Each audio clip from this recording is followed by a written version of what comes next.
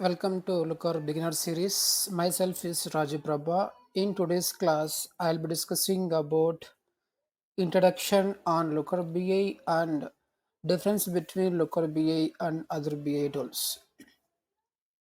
So coming to Looker BI, so Looker BI is part of Google product. So Looker BI has been added to their Google Cloud platform as a BI product, and earlier it was a separate organizations. 2 years back, Looker was acquired by the Google team. Now it's a part of Google Cloud platform, as I said earlier, and it has a lot of advanced features than any other BI tool. So coming to difference between Looker BI and the other BI tools. So when we choose any BI tools, there are a lot of key factors that we need to consider. But the first one is data limitation and the performance.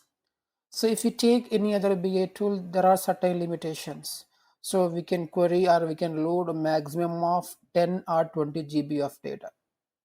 And if you load more than 10 or 20 GB of data, then it becomes very slow. But when we select or choose the local BI in our BI platform, then there is no such data limitations.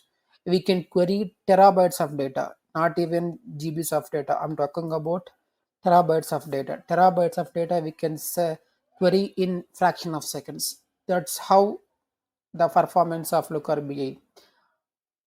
And coming to other key difference, so code maintainability.